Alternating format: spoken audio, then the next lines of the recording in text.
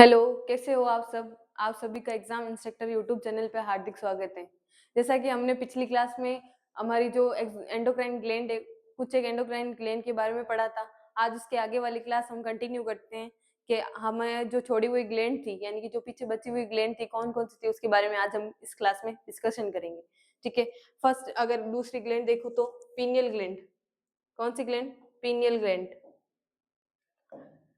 क्या होती है पीनियल ग्लैंड? ये कहाँ पे स्थित है? मिड ब्रेन के पास। मिड ब्रेन के पास ये दिख रही है आपको? मिड ब्रेन के पास ये स्थित है, ये वाली छोटी सी ग्लैंड होती है, बहुत माइनर सी। ये है पीनियल ग्लैंड। यहाँ पे आएगी पिट्यूटरी ग्लैंड। कहाँ स्थित है? ये रही पिट्यूटरी ग्लैंड। ये होता है पोन्स, जैसे हमने नर्वस सिस्टम में पढ़ा था। ये मेडुला ऑब्लोंगेटा, स्पाइनल कॉर्ड और सेरिब्रम। और ये ऊपर वाली ये होती है कौन सा? हाइपोथैलेमस। इसकी जस्ट नीचे स्थित होती है कौन सी? Pineal gland. ठीक है? यह सबसे छोटी अंतःस्रावी ग्रंथि है। क्या है ये? तो एक तो सबसे छोटी, सबसे बड़ी कौन सी थी? थायराइड। सबसे बड़ी कौन सी थी? थायराइड। ये सबसे छोटी अंतःस्रावी ग्रंथि है। ये एक्टोडर्म जर्म लेयर से बनी होती है। कौन से लेयर से? एक्टोडर्म जर्म लेयर से बनी हुई होती है। इसका वजन कितना होता है? 7 mg मिलीग्राम, यानी 7 mg यानी मिलीग्राम है, इसका सिर्फ 7 mg है। इसका वजन ओनली कितना है? 7 mg। ठीक है? नेक्स्ट अगर मैं बात करूं किसकी? इसके व्यास की। इसका व्यास कितना होता है? 1 सेंटीमीटर। कितना? 1 सेंटीमीटर। किसका व्यास है? ये पीनियल ग्लैंड का। और इसका आकार कैसा है? रिंग के आकार का। रिंग के आकार यानी गोलाकार जैसा इसका क्या है? शेप है। अपन ने पीछे देखा था। ये है कौन सी? अपनी पीनियल ग्लैंड। ये देखो, दिख रही होगी ये वाली। ये जो बीच में आपको दिख रही है पिंक कलर की, ये कौन सी? अपनी पीनियल ग्लैंड है। ठीक है? इसका व्यास कितना है? 1 सेंटीमीटर है। और कितनी इसका कितना वजन है? 7 mg। ठीक है? और इसका शेप कैसा है? रिंग आकार का। इसका स्रावन जो निकलने वाला हार्मोन कौन सा है? मिलेटोनिन। कौन सा है हार्मोन? मिलेटोनिन। ठीक है? जो मिलेटोनिन हार्मोन क्या होता है? ये हमारे शरीर की जैविक घड़ी, जैविक घड़ी यानी बायोलॉजिकल क्लॉक है। बायोलॉजिकल क्लॉक बोले तो जैसे अपन रात को अगर सोच के सोते हैं कि हमको 5 बजे उठना है। ठीक है? 5 बजे उठना है या 4 बजे उठना है या 6 बजे उठना है, तो हम सोच के सोएंगे तो उस समय हमारे अलार्म का काम कौन करेगा?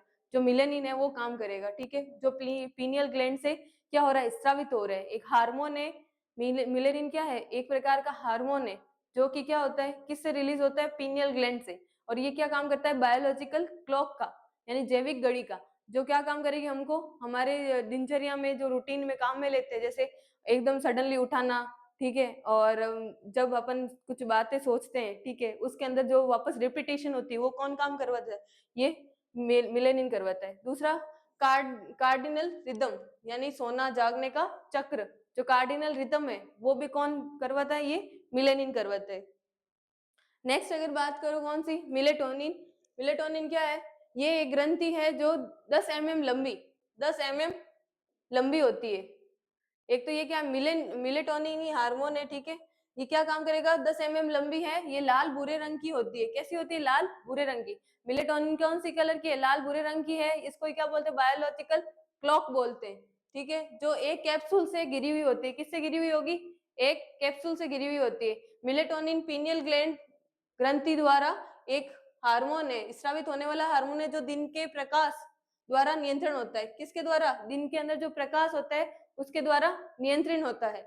यह आधी रात को सबसे ज्यादा और दिन के मध्य में सबसे कम संश्लेषित होता है। एक तो आधी रात को सबसे ज्यादा, आधी रात को मतलब जैसे मिड अपनी नाइट आती है 1-2 बजे के आसपास, उस समय सबसे ज्यादा क्या होगा? इसका सिक्रेशन होगा। और दिन के मध्य में सबसे कम संश्लेषित होती है।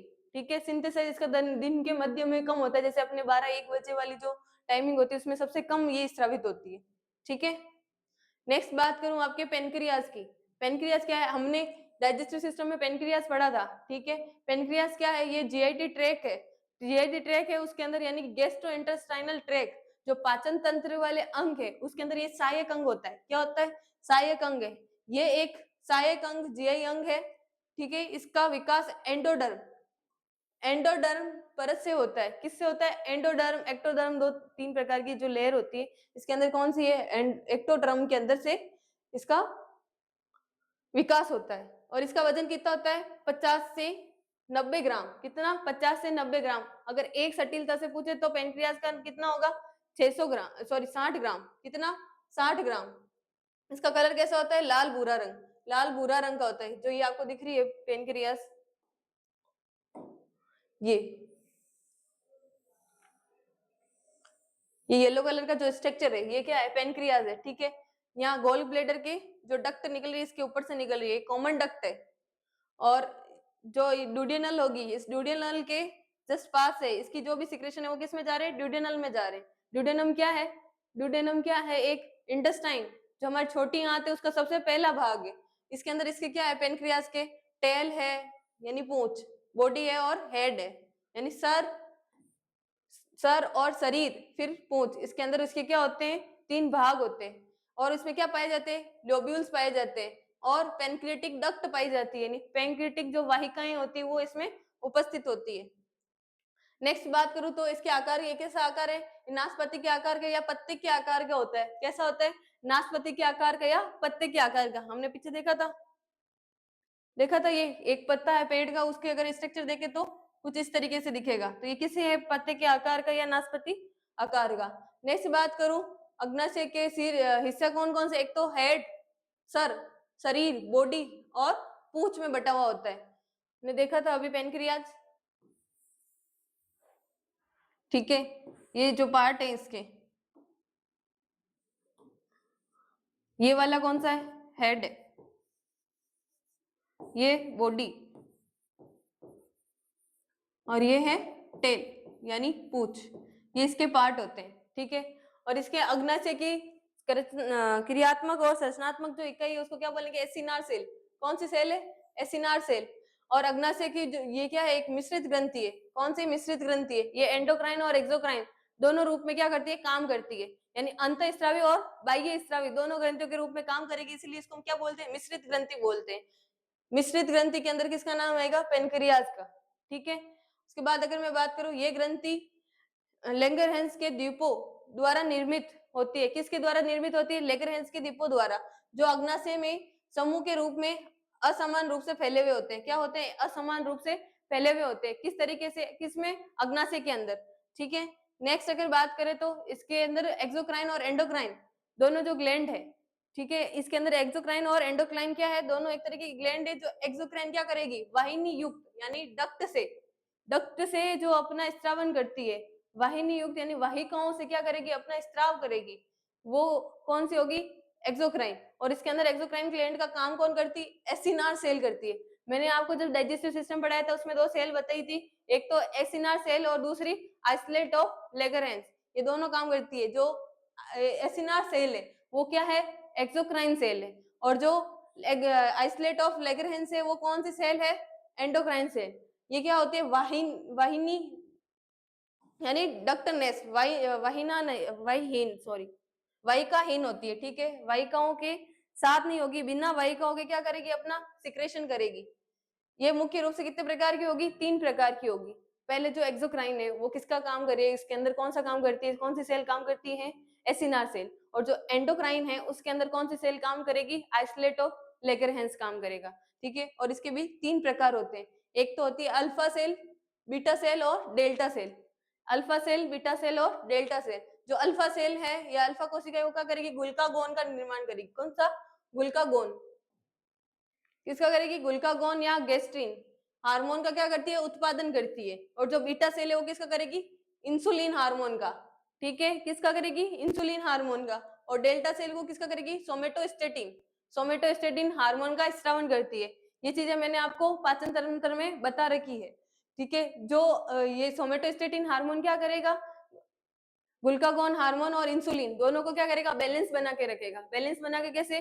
कि ग्लूकागोन हार्मोन है उसको अगर वो बढ़ गया है और इंसुलिन कम हो गया तो उसका बैलेंस कौन बनाएगा? सोमेटोस्टेटिन। अगर इंसुलिन बढ़ गया है तो वो क्या होती है? एक डिजीज कंडीशन होती है जिसको डायबिटिक बोलते हैं। नेक्स्ट अगर बात करूं इंसुलिन के बारे में, ये क्या? एक मेटाबॉलिक हार्मोन है। मेटाबॉलिक हार्मोन कैसे? जैसे अपने कोई भी खाना खाया हमने और इसके बाद दौरान जो प्रक्रिया होगी, मेटाबॉलिज्म होगा, उसके काम कौन सा आएगा? ये हार्मोन इंसुलिन हार्मोन काम आएगा, ठीक है। और इसके अंदर क्या होते हैं? 51 एमिनो एसिड होते हैं। कौन से? 51 एमिनो एसिड्स होते हैं। और ये 3 चेन इसकी प्रेजेंट होती है। इसके अंदर कौन कौन सी चेन प्रेजेंट होगी? 3 चेन प्रेजेंट होगी। एक तो अल्फा चेन, बीटा चेन और सी चेन। सी चेन, ठीक है, इसकी 3 चेनें उपस्थित होती है। नेक्स्ट अगर मैं बात करूं आपके प्रजनन अंग यानी गोनाड्स जो होंगे, अगर मेल में बात करें तो कौन सा होगा, वर्षण। मेल के अंदर कौन सा है, वर्षण यानी टेस्टिस। ये क्या करते हैं, पुरुषों में वर्षण टेस्टोस्टेरोन बनाते हैं। क्या करेंगे, टेस्टोस्टेरोन जो हार्मोन है उसका क्या करेंगे, उत्पादन करेंगे या बनाने का काम करेंगे। यह उन्हें यौन के दौरान चेहरे और शरीर के बाल उगाने में मदद करता है। क्या करेगा, चेहरे पे बाल उगाना और शरीर पे बाल उगाने का काम करेगा कौन सा, टेस्टोस्टेरोन। ये लैंगिक के आकार को बढ़ाने और शुक्राणु को बनाने में भूमिका निभाता है। क्या करेगा, एक तो शुक्राणु को बनाने में और लैंगिक के जो भी आपके ऑर्गन है उसको क्या करेगा, डेवलप करने का काम करेगा। ये दिख रहा है आपको, ये जो इधर वाला पोर्शन है ये किसका है, फीमेल सॉरी मेल का। इसके अंदर क्या काम करेगा, टेस्टिस को एक तो क्या करेगा, ग्रोथ करने का, और दूसरा क्या काम करेगा, शुक्राणुओं के अंदर अपनी बनाने की भूमिका निभाएगा। नेक्स्ट बात करूं फीमेल। फीमेल के अंदर क्या होती है, ओवेरी होती है। क्या होगी, ओवेरी। ओवेरी क्या करती है, महिलाओं में ये अंग एस्ट्रोजन और प्रोजेस्टेरोन, एस्ट्रोजन और प्रोजेस्टेरोन दो हार्मोन बनाने का काम करती है। ये हार्मोन यौवन के दौरान स्तनों को विकसित करने और मासिक धर्म चक्र को नियंत्रण करने, यानी क्या करेगा, एक तो ब्रेस्ट को डेवलप करने में और दूसरा मेंस्ट्रुअल साइकिल है उसको नियंत्रण करने में काम आता है, और तीसरा क्या है, गर्भावस्था में ये सहायता करने में मदद करता है। गर्भ अवस्था होती है उसमें क्या करेंगे ये दोनों हार्मोन, उसको मेंटेन करने में और उसके साथ क्या करेंगे, उसको बनाए रखने में, किसको, गर्भ अवस्था को बनाए रखने में क्या करते हैं, काम आते हैं। कौन सा हार्मोन आएगा, एस्ट्रोजन और प्रोजेस्टेरोन। ठीक है, ये हमने बात करी थी एंडोक्राइन की। इसके बाद अगर मैं एक्सोक्राइन की बात करूं तो एक्सोक्राइन के अंदर पहली अगर ग्रंथि की बात करें कौन सी है, लैक्रिमल ग्लैंड। कौन सी है, ये क्या है, एक्सोक्राइन ग्लैंड है, बाह्य स्रावी ग्रंथि है। ये कौन सी है, एक्सोक्राइन ग्लैंड। लैक्रिमल ग्लैंड आती है, ये हर आंख के ऊपरी बाहरी कोने में स्थित एक छोटी बादाम के आकार की, किस आकार की, बादाम के आकार की ग्रंथि है जो आंसू उत्पन्न करती है। क्या करेगी, आंसू उत्पन्न करने का काम करेगी। ये आंखों को नम रखने, क्या करेगी, नाकों को नम रखने, चिकनाई देने और कीटाणुओं से बचाने, एक तो क्या करेगी, आंखों को नम रखने और चिकनाई देने और कीटाणु से बचाने और साफ करने के लिए आंसू की परत का जालीय भाग स्रावित करती है। ये आपको दिख रही है लेक्रिमल ग्लैंड, ये अपनी आंख है इसके जस्ट ऊपर, और ये यहाँ पे आंखों के साइड में ये लेक्रिमल सैक पाया जाता है। ये क्या होती है, लेक्रिमल ग्लैंड होती है जो अपनी आंखों की जस्ट यहाँ इधर उपस्थित होती है। जैसे अपनी आंखों में कोई कीटाणु वगैरह को चला जाए तो अपने आंखों से क्या निकालती है, पानी निकालती है, जिससे क्या हो, आंखें साफ हो जाए और वो कीटाणु या बैक्टीरिया है वो बाहर आ जाए। क्या हो जाए, कीटाणु या बैक्टीरिया बाहर आ जाए। ठीक है, अगर नेक्स्ट अगर बात करूं क्या करती है ये अपने कपाली अस्थि के लेक्रिमल फोसा, कहाँ पे, कपाली अस्थि में लेक्रिमल फोसा में नेत्र गोलक के ऊपरी और बाहरी तरफ स्थित होती है। कहाँ स्थित होती है, ऊपरी और बाहरी तरफ स्थित होती है। अपने लेक्रिमल फोसा होता है कहाँ पे, फ्रंटल लोब, जो अग्र भाग था हमने पढ़ा था, अग्र भाग है किसका, फोर ब्रेन वगैरह, फ्रंटल लोब होता है। ठीक है, उसके अंदर क्या करती है, लेक्रिमल फोसा के अंदर स्थित होती है, वहां से इसका क्या स्त्रावण वगैरह होता है। नेक्स्ट अगर बात करें इसके कार्य, पहला क्या है, पोषण। पोषण यानी कॉर्निया को पोषण प्रदान करता है। कॉर्निया अपनी कौन सी है, ये ऊपर वाली, कॉर्निया को पोषण प्रदान करता है, कॉर्निया को पोषण प्रदान करता है। उसके बाद ये आंखों को क्या करेगा, सुरक्षा देगा, आंखों को धूल और कीटाणुओं से बचाता है। ठीक है, नेक्स्ट बात करूं चिकनाई, यानी आंखों को सूखने से बचाता है। 3 काम है इसके, एक तो पोषण देना, सुरक्षा देना, पोषण देना और चिकनाई रखना, किसको, आंखों को। नेक्स्ट बात करते हैं स्तन ग्रंथि यानी मेमरी ग्लैंड। क्या होती है मेमरी ग्लैंड, ये मादाओं में पाए जाने वाली एक विशिष्ट बाह्य स्रावी ग्रंथि है। ये क्या है, विशिष्ट बाह्य स्रावी ग्रंथि है जो नवजात के पोषण के लिए, क्या, नवजात के पोषण के लिए क्या करती है, दूध का संश्लेषण करती है। किसका करेगी, दूध का संश्लेषण करेगी और स्त्राव करेगी, किसका, दूध का, दूध बनाएगी और दूध का स्त्रावण करने में काम आएगी कौन सी, मेमरी ग्लैंड। ये रूपांतरित स्वेद ग्रंथि यानी मॉडिफाई स्वेट ग्लैंड है जो प्रसव के बाद हार्मोनल प्रभाव के कारण विकसित होती है। प्रसव के बाद यानी जब प्रेगनेंसी होने के बाद डिलीवरी हो जाती है उसके बाद क्या करेगी, ये एक प्रकार से हार्मोनल प्रभाव के कारण विकसित होगी। हार्मोनल प्रभाव के कारण विकसित होती है, जिससे क्या होगा, जो बना हुआ मिल्क है, जो बना हुआ मिल्क है वो बाहर की तरफ स्रावित हो जाएगा। कुछ इस तरीके से होती है अपनी मेमोरी ग्लैंड। ये देखो मेमोरी लोब है, मेमोरी लोब्यूल्स है, मेमोरी डक्ट है, एम्पुला है, इसके अंदर सारे में क्या प्रेजेंट होते हैं, लोब्स प्रेजेंट होते हैं। कहाँ पे, ये जो आपको दिख रहे हैं ये वाले भाग, ये सारी क्या है, लोब्यूल्स है।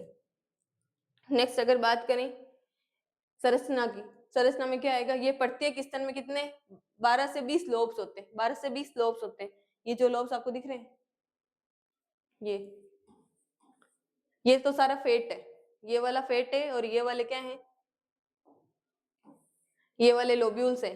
कितने 12 से 20 होते हैं, ठीक है।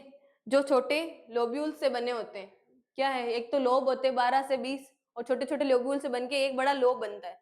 छोटे छोटे बॉक्स से मिलके एक बड़ा बॉक्स बनता है, जैसे छोटे छोटे लोब्यूल से बनके एक बड़ा लोब बनता है। लोब्यूल्स में लोब्यूल्स में क्या होता है, एल्वोलाई, एल्वोलाई होती है जो दूध का उत्पादन करती है। क्या होती है, एक एल्वोलाई है, वो क्या सेल है, वो क्या करेगी, दूध का उत्पादन करेगी।